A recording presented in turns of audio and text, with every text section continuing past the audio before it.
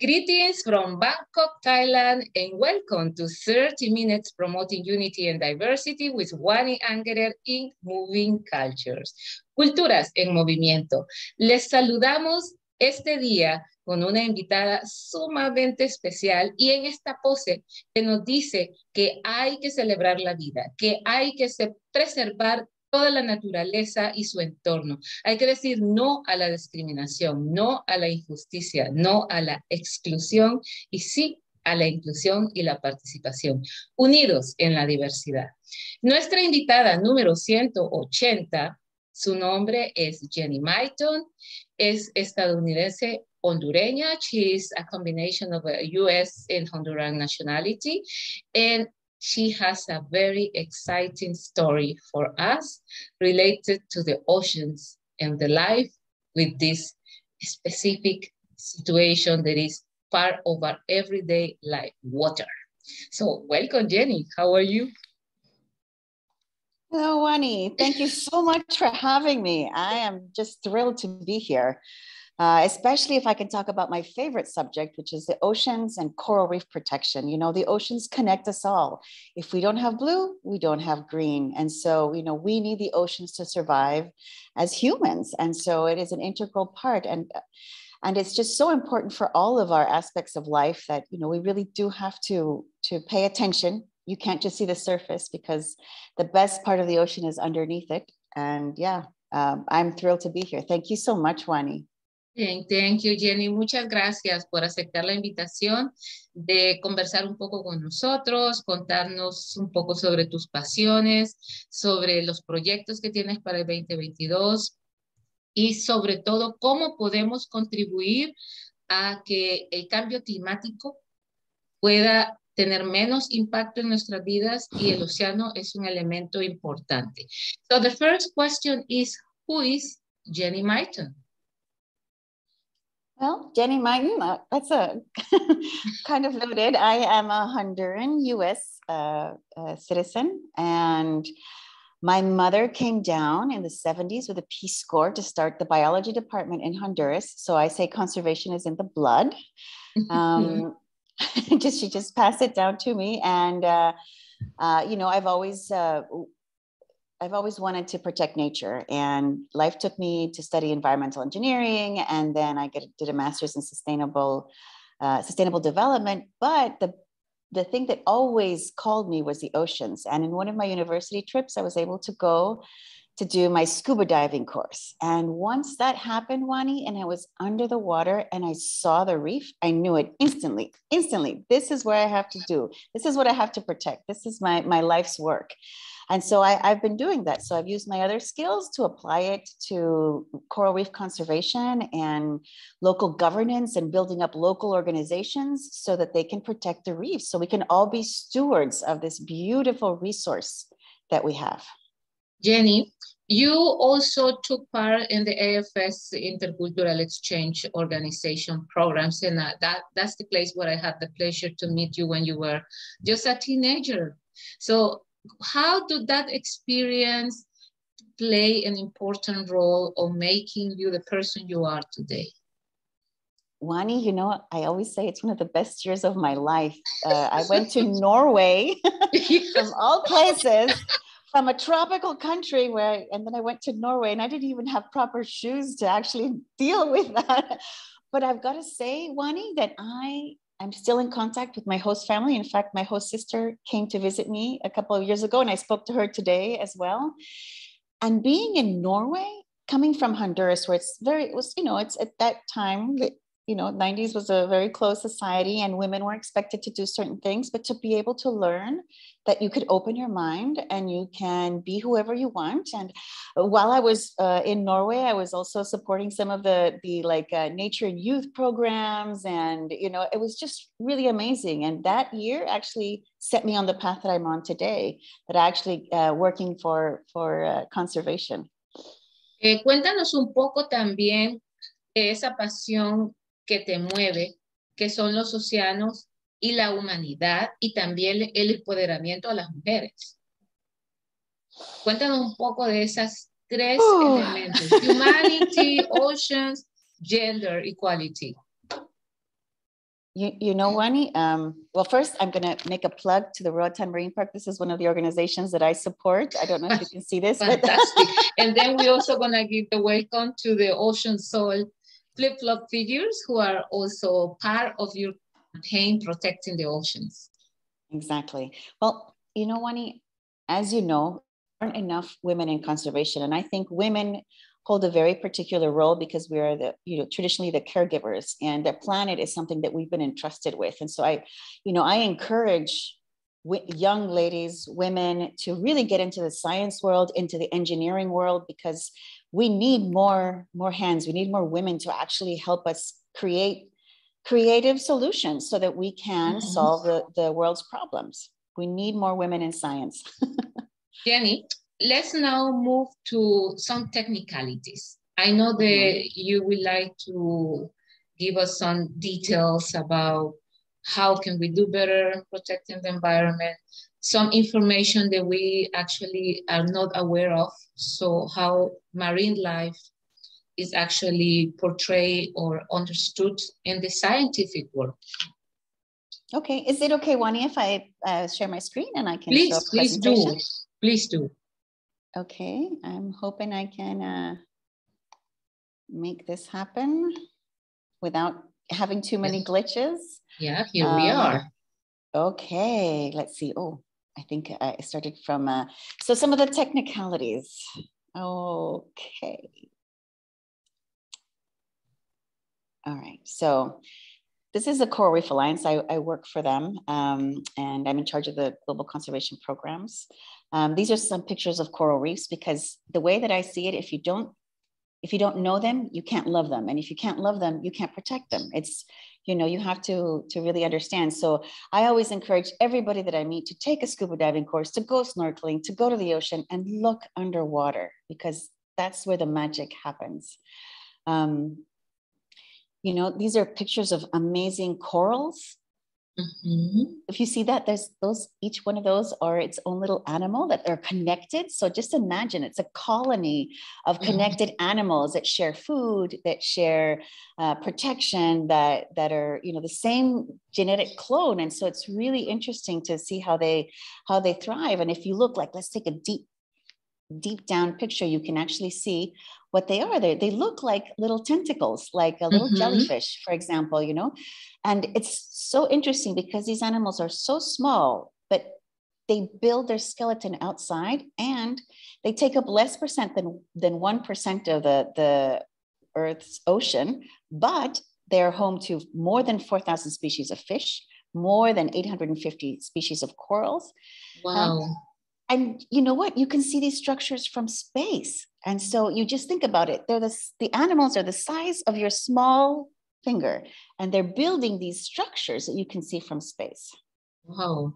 And even if you zoom in more, this is a picture of the tissue of a coral, right? And if you see these little, like, brown things, these are very small algae. Stains. So they look like stains. They look like stains, but they're actually living organisms. They're tiny algae living inside the tissue of the coral. And they give it beautiful color, but it also gives them 80% of their food, like their carbohydrates. And the other 20% they get from, because they can't move. They're in one little place. They have like little tentacles, like jellyfish, that can catch small organisms to digest it. So that's where they get their protein. And it's, it's really interesting to think that these animals have evolved in symbiosis, in that, like, share, help each other out with different algae organisms. So it's really, I think that's just fascinating. So yeah, and it is actually a portray of our life as humanity. We all are interconnected, and we all need each other. We all need each other, and we all need to work together so that humanity can survive this big global crisis that's coming, which is climate change. And we talk about coral reefs as canaries in the coal mine. That's the indicator. If the corals are dying, that means our planet is dying. So we have to do a lot. And I just want to talk a little bit about what corals provide. They give food and income to over 275 million people across the planet. Wow. It's very amazing. And if we don't talk about these issues like in a very simplified way, sometimes it's difficult to realize that ocean is actually our life, depends on it. It's our life, exactly. Our life depends on the ocean. It provides oxygen. I mean, it protects protection from storms. I mean, they protect over 200 million people from storms and waves. If we didn't have these reefs, we would be suffering terribly from all of these storms that we get, you know. They bring over $32 billion a year in tourism revenue. So it's a whole industry that comes to visit our beautiful places. You know, this is a picture actually of Roatán, which I know is close to your heart, Wani, because it's in Honduras.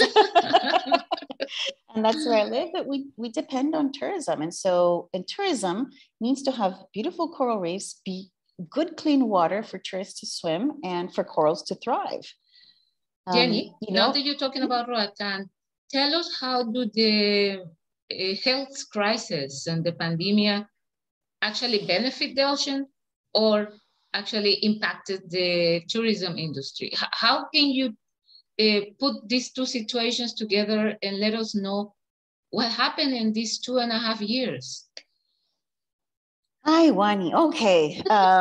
That's a loaded question, but I'll be happy to answer. So it's actually both sides, you know, both things can be right. It was bad and it was good.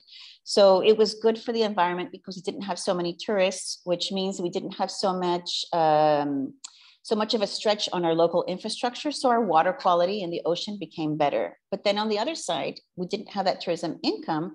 And so there was a big increase, 153% increase in illegal poaching or illegal fishing. Oh, wow. And so both things happened. Plus, most of our organizations in Honduras, they're co-managing organizations. So that means that the government assigns them a marine protected area, right? And they don't get any funding from the government or any authority, but they're entrusted to manage this area in support of the government. And most of them got their funding from, from tourism, like the Roatán Marine Park, right? Exactly. You sell these things. Mm-hmm. And so without tourism, there was no income. And so it's been really, really difficult. But, you know, that's why I always say tourism is it can be really good and it can be really bad, just depending on how sustainable it's going to happen. Yeah, and we're talking about sustainability. How can we create a balance between a commercial settings and preservation? Because I think that's the question. Now, easily and faster, they are opening the different tourism sectors in the world. So what has to be then the right attitude to continue our work to protect the environment, to protect the oceans and the marine life? I'm glad that you mentioned attitude, because I think attitude is the main thing. I think in the past, everybody has had like on different camps. So you say the environmentalists and the business sector and the government, and they all were had different opinions and they felt like everybody was against each other. But no, the best way is actually having stewardship where everybody sits at the table and we agree on how we're going to move forward. Because once we start a dialogue, Wani, we realize that we're all wanting the same things. Mm-hmm. You know, that we all really want to have success for the long term. And so, once we really sit down and start those conversations, we really start to have governance. Okay. And some of the best examples have been destination management organizations that we've started, in many locations here and across the Mesoamerican Reef region. And they actually bring this because you don't want to have people working in silos. You don't want to have the civil society, the environmentalists, the private sector working in different things, pulling in different directions. So if we can just sit down, unite, sit down, converse, and agree to a way forward, we really can get things done. Yeah, and this is exactly what we are putting on the table today is unity in diversity. How can we understand that life is holistic, and I think every day more we are connecting our inner self consciousness toward what is around us, that is the environment. in the political and educational and what we call our legislation, and first of all, our values. Because I think everything starts with values and respecting the law of nature, because nature has a law that's never going to change, and we actually have been transgrading, and we have been against that law of nature. Let's talk about that again.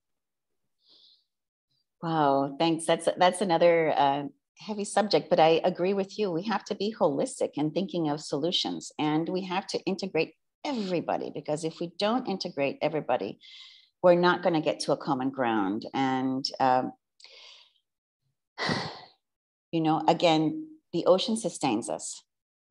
We want to have benefit from the ocean. We understand that fisheries are important. We understand that tourism is important, but there has to be a balance. And if we can't get to that balance, you know, we're not going to move forward. And so many times it's really sharing knowledge, sharing data, and showing that sometimes, you know, less impact over a longer term brings more investment and brings more return on investment, instead of something just like going in and taking out all of the fish in the ocean for one time. No, let's do it in a way that we can sustain it, so that we can have fish forever, you know, that we can really be able to have our fishers and our communities thriving. And that's one of the things we really are working on, is trying to find ways where we can bring balance, but doing it together with the communities, doing it together with the stakeholders, so that we can all have these conversations and say, okay, this is what we're going to do. Because until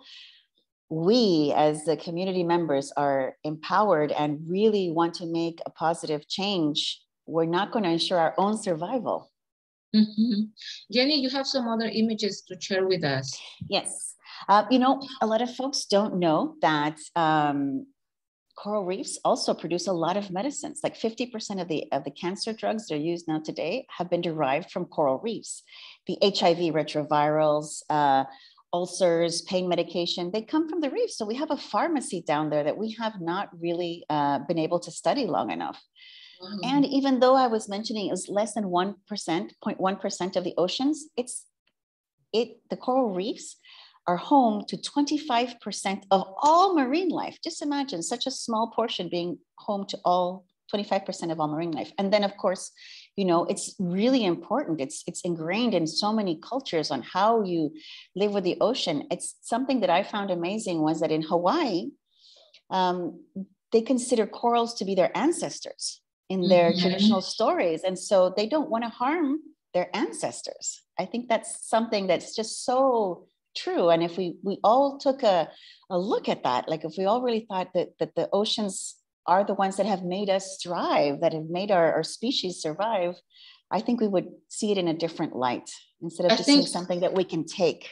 You just mentioned something that is vital, that is the ancestry and the understanding of our connection with our tribal story, and the legacy. You know, I'm coming from a Garifuna community, you know, where the fishing tradition and the respect to the ocean is a very important connection with our life, the living community, and the ancestry. And I think we have to be able to understand and learn. Like I was not aware that the corals are a living pharmacy. That's a beautiful information, you know, that I'm definitely going to become more into it, to share that information with everybody. We need to know. We sometimes take medicines or we take certain products without knowing their origins. And people doesn't understand that everything that is chemical has a natural background. And now here we are with the Garifuna drumming, you know. Is this in Roatán? Yes. And, you know, I just, again, you know, we all depend on the ocean. And so, again, unity and diversity, as you mentioned, Wani, for me is really important, because we all have to join forces together. And we all have to work together to save our oceans. Sorry, I think Don't my daughter worry. is waking up. Come here, Alina.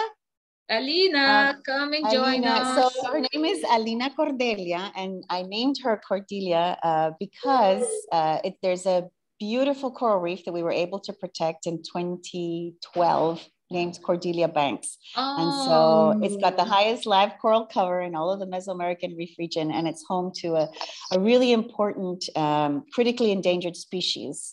So yeah. Okay, let's see if Cordelia join us a little bit later. A little, yes, exactly. Yeah. Now, I think she went back down. I think Grammy is trying to keep her busy. So, you know, I've told you about all of these benefits, but I also want to talk about the threats that that corals are living right now. And, you know, sewage and sanitation is one of the biggest threats that we have. 80% of the countries don't treat their wastewater properly. Mm-hmm. We have massive industrial agriculture that's also bringing that fertilizer, right? Fertilizer going into the ocean. But what that causes is a really big imbalance, because corals grow so slowly. And if you have all of these nutrients in the water, what you do is the big macroalgae competes for space. And so it smothers the coral. And so we really need to have waters that don't have nutrients, that don't have sewage, that don't have fertilizers in them, so that we can have our coral reefs thrive. Yeah, and I think, again, this is the holistic side of life, that whatever you do with one hand should not affect the other one, you know, and I think slowly we are getting there because of the crisis. Isn't it? Yes. The crisis and adversity is teaching us, because we don't want to do our homework.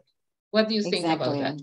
I wish we would have learned without the crisis. I wish we could have had preemptive solutions to climate change, you know, or to overfishing, like you see here. You know, we're overexploiting, and so the greed of some is affecting future generations. It's affecting many.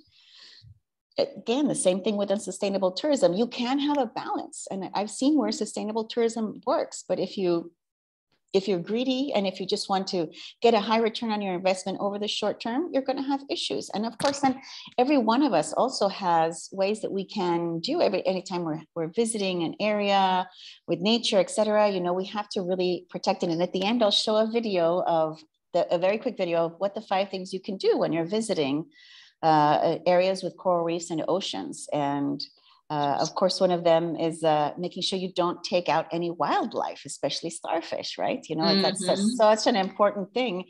And it's such an iconic picture, but in reality, it's really causing damage. You're killing these organisms. But again, thinking of climate change, you know, we have warming ocean temperatures, we have ocean acidification, which means that the shells that the lobsters and the shrimp are going to be growing a lot slower. And the corals also have a calcium carbonate, which means it's going to be eroding. So we're actually affecting the growth of these organisms, not only the coral reefs, but all of the industrial fisheries. You know, we're having bigger storms, sea level rises.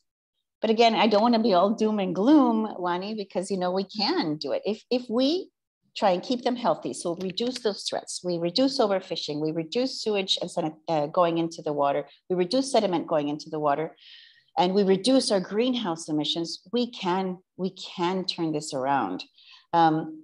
This sewage facility is on Roatán, and I'm so proud of it, Wani, because we were able to treat more than 29.8 million gallons of sewage a year that's not going into the ocean. Fantastic. You know, that is fantastic. And because of this, we've been able to have a blue flag beach on Roatán, which means that we are passing international standards for safety. And so, you know, this can be done. And this beach in the past was very contaminated. So you can change the way that you're doing things. And you also have to think holistically, where the mountains connect to the oceans, because the sediment, when it rains, goes and smothers the coral. And so we're using native plants to reforest all degraded agricultural lands in Hawaii. And so you have to think of the whole system holistically again. Jenny, you're mentioning something that sometimes as humans, we don't realize, that the nature is a body. It's like a person like us, but in a macro level, you know, like you say, the corals are like this the bone structure of nature. You know, and we don't understand, and the water is like the blood and the fluids of our system. And then the mountains and the soil are the minerals that are also inserted into our body.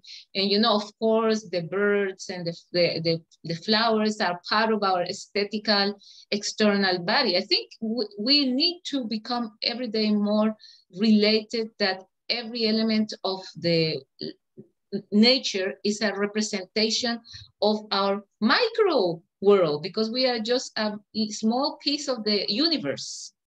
You know, something sounds a little bit crazy, but it's a reality. And I think now with globalization of information, we have more possibilities to really understand that. You know, totally right. And maybe another parallel I can make is, for example, when you see these you know, the stream creeks that go into rivers that then go into the oceans, as you said, they're like our veins. But if we don't protect the body, you know, you can have all of these cholesterol and arterial blocks, et cetera, all of that stuff. And that's what happens when we cut down our forests and we don't have cover. All of this sediment goes in and clogs our system and then clogs our ocean, which is our bone structures. Yeah, I totally agree with you in that holistic approach. And it's really important to see parallels within nature and ourselves, because we are part of nature. We are part of the ecosystem, Wani. And I think this exercise that you are doing right now, educating us, is key. Education is the answer. Exactly. You know, but we can also really work locally to try and drive things, drive positive change wherever we are. You know, we have to think global, but act local. And there are always organizations that need your support. So wherever you are in the world, help your local organizations, help fund them so they can do the very important work that they're trying to do. You know, whether it's buying a t-shirt or making a donation, just support your local organizations, because, you know, everybody's just trying to do the best that they can, and your support is so important. It's valuable. It's very valuable. It can make or break a situation, you know, because all of this investment then goes back into nature. You know, if you have a restaurant, you're investing in your business, right? You're reinvesting, you're getting nice plates, nice tablecloths, etc. But the ocean is also think of it as a business. The tourism industry depends on it. And so if we don't reinvest in our oceans and protecting it, you know, we're doing ourselves a disservice, because our business isn't going to be sustainable for the long run. Exactly. No ocean, no food, no work. Exactly. I love how you summarized it. No ocean, no food, no work, you know. And if we do all the good things, you know, that we need to do in the right places, we can ensure that corals can survive and thrive. And, you know, I want to think that there's always hope. And this picture right here is Cordelia Banks off of Roatán. So this is where we named our daughter Alina Cordelia. So, you know, it's so important what you're saying. There is hope for the coral reefs. Yeah. There is hope if we all work together. Wonderful. Jenny, you were also talking about projects implemented by the local communities in regards to cultural tourism, I would say. Because when we talk about culture and entertainment, because this is what tourism is at the end of the day, we have a better response. You know, understanding the village people, traditions, way of living, and then the environment where they live, and us coming as visitors and integrating into this dynamic. Exactly. I think it's worthwhile for all of us. You know, if we're integrating into the local culture, we're really learning and we're really visiting, and we're doing, you know, but what as visitors we should, you know. If not, then you could go to some place where there's a cookie cutter hotel that looks the same in all of the different locations. You know, it's really important. And I think we're going to gain much more from it as people, as humans, when we really try to understand how other people live, how other cultures are happening, and we can really integrate. You know, I have a really short video, Wani, about the 5 things you can do to be a coral. I think it's going to be under a minute, so maybe I can play that, because there's a bit of and then on reference the to meantime, culture. we can talk about how big resources in touristical settings are doing changes in their infrastructure in order to protect the environment and the ocean. Talking about Roatán specifically, they have so many hotels that have to change their behavior on the way they're running their business. You know, but we have seen really positive response from the hotel owners. We have a program called Go Blue Bay Islands. Mm-hmm. And in that, you know, we've been able to train businesses to, I think I'm having to have social responsibility. Social and environmental responsibility. Environmental responsibility. Mm-hmm. And it's good to hear from you that they're having a positive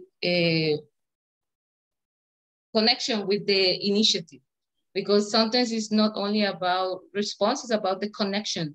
Because if you feel that that situation is also affecting you and can do better to you as a business, it's doing better for the rest of the people around. Exactly. And, you know, the way that we actually work is working together, and the private sector is a driving force because they have so much influence. And if we can get them on the green side, on the environmental side, they're a driving force for positive change. And I think sometimes in the past, environmentalists have been against businesses and I think what we have to do is really get to a common ground to work together, and all the sectors together, the government, the private sector, the social sector, the environmental sector, because we all can gain from each other, and we all want the same things in the end. You know, we all want to ensure that our communities are thriving. I've seen organizations like the one you're running has simplified the procedures for people to understand that it's not something unreachable, you know, and it's about doing actions every day, taking actions. Let's talk about those actions, Jenny. You know, it's like, what do you, for example, recommend to these hotel owners? How do you run these workshops, and how do people take a more organic response? So there's everyday things that you can do. And maybe I'll put the link of the video that I was going to show, but I'm having technical difficulties right now. But you can, it's like what you buy local, buy from the local communities, you know, what you eat, make sure it's sustainable. Don't eat things that aren't sustainable. You know, who you support the local organizations so that they can do the work that they're trying to do, you know, and also be mindful and respectful of the places that you go, you know, and as a visitor, right? Mm-hmm. But as a tourism operator, you know, integrate yourself into the community, use best practices, because environmental best practices are going to save you money in the long run as well. You know, not all of them are expensive. Sometimes the investment is a bit more on the front end, but in the end, you know, you can have a greener business and a greener pocket, I guess, if you wanted to compare that like that. But, you know, these things go together. And I think the world is changing now. The world wants to see actions, and customers are choosing places where there are more environmental sustainability factors involved into it. So it is important. And I see the shift in the way that people are investing, and I see the shift in the way that people used to think about environment and how they're thinking about it now. And I have got to say that, you know, some of the best changes that we've had, for example, on Roatán, have been driven by the private sector. Jenny, you just mentioned something that is key. When social society, civil society gets in charge, everything else has to change, because we are the consumers. You know, and I think if we want a better environment, we have to become better consumers in order that those around us can give to us what we're requesting, that is more sustainable, more eco-friendly, and more, in a way, integrated. Let's close our conversation, because we already reached the 30 minutes, Jenny, with a little message from you, and also the work you are going to start implementing as a director of this international ocean organization, and how can society once again be more engaged? Okay, so I'm the director of the conservation program for the Coral Reef Alliance. And again, you won't protect what you don't love. So go to the ocean, put a mask on, see what the beauty is down there, read about it, learn about it, support your local organizations, think global and act local. You know, you mentioned something that I was very glad to see, a South African diver who created this program where she's bringing kids from non-privileged communities to learn how the ocean is. And she rents the equipment, the uniforms, she rents a bus, and she personally takes these groups of kids once a month to the ocean. It was amazing to see these children understanding. Some of them have never been in the ocean. So how can you protect the ocean, like you say, if you don't know what it is? Yes. What is the ocean? What do you think about initiatives like this one I mentioned to you? I love it. I love those initiatives. In fact, we have a similar one called Protect Our Pride on Roatán, where the Roatán Marine Corps has been training locals to become dive masters and instructors. And in fact, recently we had our first Garifuna from Punta Gorda instructor graduate. Oh. Yes. I'll have to share that with you. And you know, it's just such a privilege to be diving with him, because he can point out everything to you, and he's so passionate about the ocean. And you can really see that, you know, this small investment really has changed the communities and ways of life. And now he's the biggest protector of, you know, of the ocean, and he's really trying to make a change within his community and you know, within the dive industry as well. So I think these it's programs important. are fantastic.